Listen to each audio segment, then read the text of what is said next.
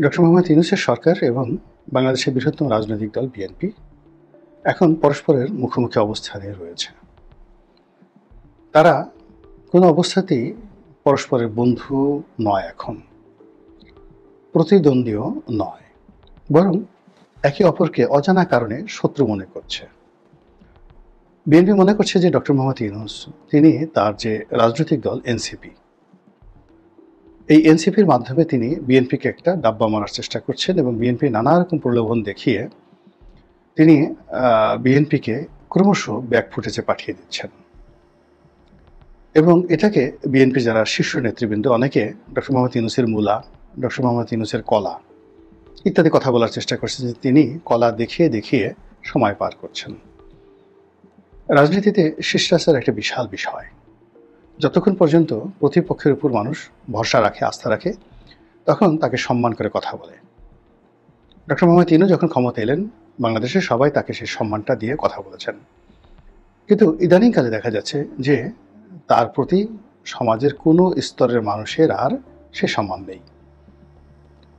এক শ্রেণীর মানুষ তার কর্মজীবন নিয়ে, ব্যক্তিগত জীবন নিয়ে ট্রল করছেন, আরেক শ্রেণীর মানুষ তাকে নানা রকম ব্যঙ্গাত্মক নাম দিয়ে, তার নামকে ছোট করে, বড় করে, সামনে টেনে পিছনে টেনে নানা রকম কথাবার্তা বলার চেষ্টা করছেন। এবং যখন ফরমালি রাজনৈতিক দলগুলো তাকে উদ্দেশ্য করে কোনো কথা বলেন, তো সেখানে আজ থেকে ৩-৪ মাস আগে তাদের যে কণ্ঠস্বর ছিল, তাদের কণ্ঠস্বরে যে বিশ্লেষণ ছিল, তারপরে তারা ডক্টর মোহাম্মদ ইউনূসের শানে বা সম্মানে যে বিশেষণগুলো ব্যবহার করতেন, সেই জিনিসগুলো এখন আর হচ্ছে না। তার বিপরীতে এখন ক্ষেত্র বিশেষে দলের যারা তরুণ রয়েছেন, বিএনপির যারা তরুণ রয়েছেন, তারা রীতিমতো যে সকল কথাবার্তা বলছেন তা ডক্টর মোহাম্মদ ইউনূসের জন্য নিঃসন্দেহে বিব্রতকর। এগুলো এক। ২ নম্বর হলো যে যখন ডক্টর মোহাম্মদ ইউনূস ক্ষমতায় এসেছিলেন, তখন প্রায় সবাই ধরে নিয়েছিল যে ডক্টর মোহাম্মদ ইউনূসের পর নির্বাচন, সেটা ২ বছর পরে হোক, ২ মাস পরে হোক, ওটা নিয়ে আসলে বিএনপির কোনো মাথা ব্যথা ছিল না। বিএনপি ভেবেছিল যে আফটার ডক্টর মোহাম্মদ ইউনূস যে নির্বাচন হবে, সেই নির্বাচনে বিএনপি শতভাগ বিজয়ী হবে। এখন বিএনপির যে বিশ্বাস, সেই বিশ্বাসের জায়গাটা সম্পূর্ণ ধূলিসাৎ হয়ে গেছে। যেদিন তারা দেখলেন যে ডক্টর মোহাম্মদ ইউনূসের মধ্যে কোনো পরিবর্তন হয়নি, তিনি 111-এর সময়টিতে তার রাজনৈতিক নেতা হওয়ার যে খায়েশ ছিল, রাজনৈতিক দল গঠন করার যে খায়েশ ছিল, এবং তিনি সেই রাজনৈতিক দলের মাধ্যমে নির্বাচিত জনপ্রতিনিধি রূপে রাষ্ট্র ক্ষমতা পরিচালনা করবেন বলে যে দৃঢ়তা তিনি দেখিয়েছিলেন ১/১১-র সময়, সেটি সময়ের প্রেক্ষাপটে তিনি পরাজিত হয়েছিলেন, সরি বলেছিলেন। কিন্তু আবার ২০২৫ সনে এসে নতুন প্রেক্ষাপটে তার সেই পুরনো রোগ নতুন করে মাথাচাড়া দিয়েছে। ফলে তিনি একটা রাজনৈতিক দলকে প্রমোট করছেন, ছাত্র জনতার দল, যেটিকে এনসিপি বলা হচ্ছে, এবং তার সমস্ত রিসোর্সেস এই দলের পিছনে তিনি নিয়োগ করেছেন। ফলে কি হলো, দলের যারা নেতৃত্বে তারা একেবারে তরুণ প্রজন্মের, যাদের প্রায় সবার বয়সী ৩০ বছরের নিচে। কিন্তু ডক্টর মোহাম্মদ ইউনূসের যে প্রমোশন, তার যে ব্র্যান্ডিং, তার যে মার্কেটিং এবং তার যে পলিসি, এই কারণে কি হচ্ছে, এই ছোট্ট দলটি, যেটি ছাত্র দলের একটা উপজেলার কমিটির যে ব্যাপ্তি রয়েছে ছাত্র দলের, ওই পর্যায়েও এই দলটি এখন পর্যন্ত পৌঁছাতে পারেনি।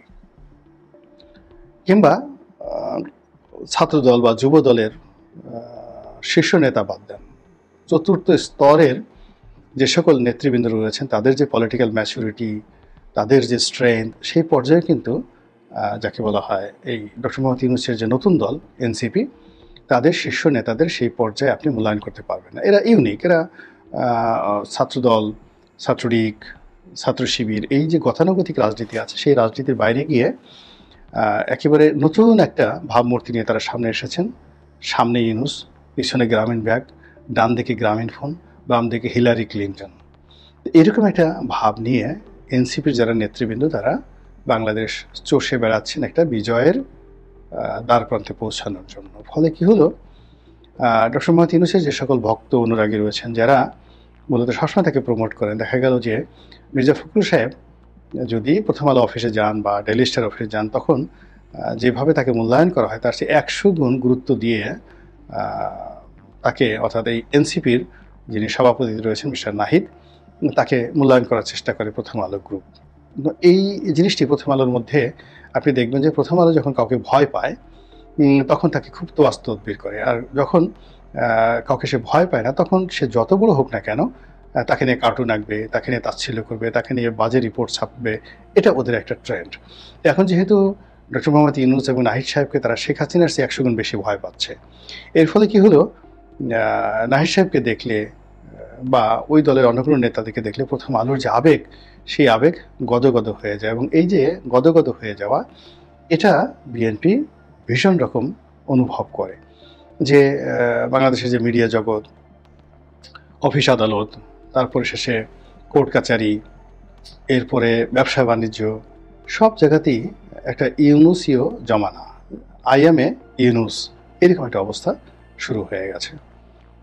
কোথাও গিয়ে বিএনপি ঠিক সেই 4-5 মাস আগে তাদের যে রমরম অবস্থা ছিল সেই অবস্থা নেই। এমনকি বিএনপির যে সকল নেতাকর্মী রয়েছেন, যারা ডিসি আছেন, এসপি আছেন, পুলিশের বড় কর্তা আছেন, মূলত তারা ছাত্রদলের ক্যাডার ছিলেন, তারা এখানে এসেছেন।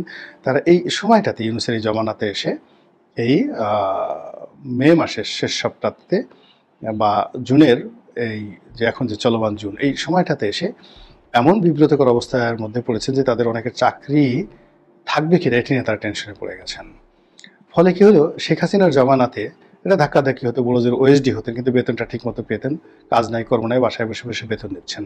আর এখন ডক্টর মোহাম্মদ ইউনূস এরকম অনেকের কলিজার ভিতরে তিনি হাত দিয়ে ফেলেছেন, যার ফলে কি হলো, মানুষ সেই ওএসডি করা বা পার্বত্য চট্টগ্রামে বদলি করা এটাকে আর সরকারি কর্মকর্তারা কোনো শাস্তি মনে করছে না। তারা ইউনূস জমানাতে মনে করছে জাস্ট হায়ার অ্যান্ড ফায়ার, ভালো না লাগে যে আপনি তাদেরকে সঙ্গে সঙ্গে বিতাড়িত করে দেন। এবং এই কাজটি তিনি প্রথম করেছেন নির্বিঘ্নে। যখন তিনি ক্ষমতায় আসলেন, আওয়ামীপন্থী যারা কর্মকর্তা রয়েছেন ঢালাওভাবে তাদেরকে ওএসডি করলেন, ঢালাওভাবে তাদেরকে চাকরিচ্যুত করলেন, ঢালাওভাবে তাদেরকে গ্রেপ্তার করলেন। বিএনপির লোকেরা তামসা দেখলো, হাসলো যে না, এবার একটা কাজের কাজ হয়েছে। এখন তো যেভাবে তিনি অধ্যাদেশ জারি করেছেন এবং যেভাবে তিনি সচিবালয়ের বেসামরিক প্রশাসনের উপর নিয়ন্ত্রণ রক্ষা করতে চাচ্ছেন, তাতে করে এদের তো চাকরি থাকবে না। ফলে কি হলো, তারা সর্বশক্তি নিয়ে রাজপথে নেমেছে, অর্থাৎ সচিবালয়ের মধ্যে নেমেছে। এবং স্মরণকালে স্বাধীনতার পরে এরকম ঘটনা ঘটেনি যে ঘটনা এই মুহূর্তে সচিবালয়ে ঘটছে। আবার এরশাকে নিয়ে যে ঘটনা ঘটছে সিটি কর্পোরেশনে, এরকম ঘটনা বাংলাদেশে ঘটেনি। এর বাইরে কোর্ট কাছারিতেও সমস্যা হচ্ছে, ভীষণ রকম সমস্যা হচ্ছে।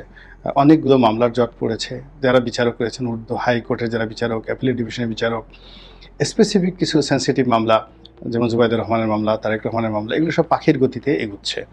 কিন্তু সাধারণ মানুষের যে মামলাগুলো, এইগুলো যে জটিলতার মধ্যে পড়েছে, জটের মধ্যে পড়েছে, যে মামলা হাইকোর্টে 15 দিনের মধ্যে একটা সিদ্ধান্ত পাওয়া যেত, সেটা কাস্টমস রিলেটেড হোক, ব্যবসা বাণিজ্য রিলেটেড হোক, জামা জমি রিলেটেড হোক, গত 10 মাসে এরকম অসংখ্য হাজার হাজার মামলা এরকম জটের মধ্যে পড়েছে যে এক একটা মামলা 8 মাস 10 মাস পরে আদৌ শুনানি হবে কিনা সেটা বলা যাচ্ছে না। এটা হলো হাইকোর্টে। লোয়ার কোর্টে সেখানে বিচারক বলেন তারা সবচেয়ে বেশি নিরাপত্তাহীনতায় ভোগেন। এজলাসে বসে তাদের ভয় থাকে কখন কে লাভ দিয়ে এজলাসের উপরে উঠে তাদেরকে অপমান করেন, অথবা তাদের অনেক সময় ভয় থাকে যে কে তাদেরকে ধরে নিয়ে আবার সেই কোর্টের মধ্যে মানে গারদে পুরে দেন। এই যে আতঙ্ক বিচারকদের মধ্যে রয়েছে, এই আতঙ্ক ইতিপূর্বে কখনো হয়নি। আমি যেহেতু আইনের ছাত্র ছিলাম, আমার যারা ছোট ভাই, বড় ভাই, যারা আমার আমার সহপাঠী, তারাই এখন বিচার অঙ্গনে উচ্চতর আদালতে কিংবা নিম্ন আদালতের বড় বড় পদগুলোতে অলমোস্ট বেশিরভাগ জায়গাতে তারাই আছেন। ফলে এখানের যে বাস্তব চিত্র একজন রাজনীতিবিদ হিসেবে আমি অনুভব করতে পারি, যেটা হয়তো অনেকে পারে না, যার জন্য এই কথাগুলো আসলে চেপে রাখা যায় না। সব কথাগুলো বলা উচিত না, সেন্সিটিভ বিষয়, কিন্তু তারপরে এগুলো চেপে রাখা যায় না। তো এই সমস্ত বিষয় নিয়ে, নানা রকম বিষয় নিয়ে বিএনপির সঙ্গে সরকারের যে সম্পর্ক, এটি এখন একেবারে মুখোমুখি অবস্থানে চলে এসেছে, দা কুমড়া মতো শত্রুতায় পরিণত হয়েছে। ফলে একটা যুদ্ধ ভাব, এই যুদ্ধ ভাবের আগে গমগম আওয়াজ হচ্ছে, ড্রাম বাজছে চারিদিকে। আপনারা দেখছেন যে যুদ্ধের সেই মধ্যযুগের যুদ্ধের সেই টিপু সুলতান বলেন, সম্রাট আকবরের সিরিয়াল দেখেন, অথবা সুলতান সুলেমানের সিরিয়াল দেখেন। তো যুদ্ধের নিয়ম এখনও সে আগের মতোই আছে। যুদ্ধের আগে প্রচণ্ডভাবে ক্যারেক্টার অ্যাসাসিনেশন হয়, এক পক্ষ অন্য পক্ষকে ছোট করার জন্য যাচ্ছেতে ভাষায় গালাগালি করে। এবং জনগণকে উত্তেজিত করে নিজেদের পক্ষে আনে এবং প্রতিপক্ষকে গালাগালি করে জনগণকে তাদের বিরুদ্ধে বিক্ষুব্ধ করে তুলে। সেই কাজটি এখন বাংলাদেশে হচ্ছে। যারা ডক্টর মোহাম্মদ ইউনূসপন্থী তারা জনগণকে নিজেদের সম্পদ মনে করে, নিজেদের দলের মনে করে, তারা এমন সব কথাবার্তা বলছে যাতে করে বিএনপির ইজ্জত পাংচার হয়ে যায়। আবার বিএনপির যারা লোকজন রয়েছেন তারাও সাধ্যমতো ডক্টর মোহাম্মদ ইউনূস, এনসিপি এবং তার যারা সহযোগী রয়েছেন রাজনৈতিক দলগুলো, তাদের সম্পর্কে নানা রকম কথাবার্তা শুধু বলছে না, এবং অনেক জায়গাতে কিছু মারামারি হয়েছে, ধাওয়া পাল্টা হয়েছে, মারামারি হয়েছে। তো এটাকে আপনি ধরে নিতে পারেন যুদ্ধ পরবর্তী একটা ড্রাম বাজানো, মানে বাদ্য বাজছে, বাকযুদ্ধ চলছে, ক্যারেক্টার অ্যাসাসিনেশন চলছে। এরপরে যেটি হবে সেটা হলো শব্দ। যুদ্ধ শুরুর আগে যখন তীর কেন্দ্রিক যুদ্ধ ছিল, তখন শুরুর আগে মানুষের তীর মারত, এরপরে স্থল যুদ্ধ শুরু হতো, তলোয়ার দিয়ে সামনাসামনি যুদ্ধ শুরু হতো। তো তীরের পরে যখন এটা কামানের যুগ চলে আসলো, তখন সবাই প্রথমে কামান দাগায়। এখন যেটা হচ্ছে, এখন ধরেন যুদ্ধের যে নিয়ম, সেই যুদ্ধের নিয়ম অনুযায়ী বিমান বাহিনী আগে আক্রমণ চালায়, বোমা ফেলে, ড্রোন ফেলে, তারপর শেষে কামানে গোলা ছুড়ে, এরপরে ধীরে ধীরে ধীরে ধীরে একেবারে যেটা ফাইনাল যুদ্ধ, স্থল যুদ্ধ, সেই দিকে যায় আর কি। তো এখন সরকারের সঙ্গে বিএনপির যে সম্ভাব্য একটা কনফ্লিক্ট অ্যান্ড কন্ট্রাডিকশন, যেটিকে আমরা রাজনৈতিক যুদ্ধ হিসাবে বলছি, সেটার দ্বিতীয় স্তরে চলছে। অর্থাৎ ড্রাম বাজানোর পাশাপাশি একজন আর একজনের বিরুদ্ধে যে অস্ত্র নিক্ষেপ করা, যে তার হাতে যে ক্ষমতা রয়েছে, আমরা যুদ্ধের ভাষায় যেটাকে কামান বলি বা তীর বলি, কিংবা আকাশ থেকে বোমা বলি, ওটা এখন রাজনৈতিক দলগুলো তাদের শক্তি প্রয়োগের ক্ষেত্রে দেখাচ্ছে যে কে পারো, সিটি কর্পোরেশন কে দখলে রাখতে পারে, বা সিটি কর্পোরেশন মেয়রকে শপথ না পড়িয়ে কে থাকতে পারে। এই জিনিসগুলো নিয়ে কিন্তু একটা জেদাজেদি মুখোমুখি অবস্থার মধ্যে রয়েছে। এবং এই যে পবিত্র ঈদুল আজহার যে ভ্যাকেশন চলছে, এই ভ্যাকেশনের পরে যে সময়টি আসছে, আবার সেই জুন মাস, আবার সেই জুলাই, আবার সেই আগস্ট, ফলে আগামী যে 3টি মাস, এই 3টি মাস বিএনপির জন্য এবং সরকারের জন্য এটা একটা লিটমাস অ্যাসিড টেস্ট। এবং প্রকৃতির যে নিয়ম, সেই প্রকৃতির নিয়ম হলো একই ঘটনা বারবার একই সময় ঘটতে থাকে। আরও আশ্চর্য ব্যাপার হলো একই জায়গায় ঘটতে থাকে। আপনি বলেন তো, বারবার যে যুদ্ধ হবে কেন? পানিপথের মতো জায়গাতে 3টা যুদ্ধ হতে হবে। প্রথম পানিপথের যুদ্ধ, দ্বিতীয় পানিপথের যুদ্ধ, তৃতীয় পানিপথের যুদ্ধ। আবার ভারতে মারাঠাদের সঙ্গে এবং রাজপুতদের সঙ্গে সবার যুদ্ধ হয়। সেই ইংরেজদের সাথে বহুবার যুদ্ধ হয়েছে, মারাঠার সাথে, মোগলদের হয়েছে, বহুবার যুদ্ধ হয়েছে মারাঠাদের সাথে, আবার রাজপুতদের সাথেও সবারই যুদ্ধ হয়েছে। এবং জায়গাগুলো এক, মানে যেই জায়গাগুলোতে, অর্থাৎ পাঞ্জাব বলেন, ইউপি, উত্তরপ্রদেশ বলেন, তারপর শেষে এই যে পানিপথ বলেন, ইভেন এই যে পানিপথ, উত্তরপ্রদেশ, আমরা যে প্রাচীন কুরুক্ষেত্র বলি, ঠিক সেম জায়গাতে। আবার ঢাকাতে ধরেন যে জায়গাগুলোতে মুক্তিযুদ্ধের সময় যুদ্ধ হয়েছে, কৌশলগত খোঁজ নিয়ে দেখেন ব্রিটিশ আমলে ওইসব জায়গাতে কিন্তু যুদ্ধ হয়েছে। সন্ন্যাসী বিপ্লব যেখানে হয়েছে, সেখানে ফকির মজনু শাহের বিপ্লব হয়েছে। এরকম মানে প্রকৃতি এমন একটা ব্যাপার, মানে জুন মাসেই আপনার ঝড় বৃষ্টি হতে হবে, আগস্ট মাসেই দুর্ঘটনা ঘটতে হবে, তারপরে শেষে ঢাকা শহরে সমস্ত কিছু হতে হবে। মানে চট্টগ্রাম কেন্দ্রিক, যেমন জিয়াউর রহমানকে হত্যা করা হলো চট্টগ্রামে, এবং সেখানে চট্টগ্রামকে কেন্দ্র করে একটা বিরাট কিছু করার চেষ্টা করেছিল জেনারেল আবুল মঞ্জুর, কিন্তু হয়নি। কিন্তু যা কিছু হয় রাজধানীতে হয়, ফলে রাজধানী নিয়েই রাজনীতি, এবং সেই রাজনীতির একেবারে টাগ অব ওয়ারের চূড়ান্ত পর্যায়ে বিএনপি এবং বর্তমান ডক্টর মোহাম্মদ ইউনূস সরকার দাঁড়িয়ে আছে। এবং তারা তাদের জ্ঞান, বুদ্ধি, প্রজ্ঞা, অর্থ, ক্ষমতা যা কিছু আছে, অল কানেকশন তারা পরস্পরের মুখে মুখে দাঁড় করিয়েছে, এবং যা জুন মাসে এবং জুলাই মাসে অনিবার্যভাবে একে অপরের প্রতি তারা প্রয়োগ করবে, এবং সেই প্রয়োগে কে টিকে থাকে সেটি দেখার বিষয়। আমার কাছে যেটা আশঙ্কা হচ্ছে যে উভয় পক্ষ এখানে ক্ষতিগ্রস্ত হবে, এবং মারাত্মকভাবে ক্ষতিগ্রস্ত হবে। আল্লাহ আমাদের সবাইকে হেদায়েত দান করুন এবং হেফাজত করুন। আসসালামু আলাইকুম ওয়া রাহমাতুল্লাহি ওয়া বারাকাতুহু।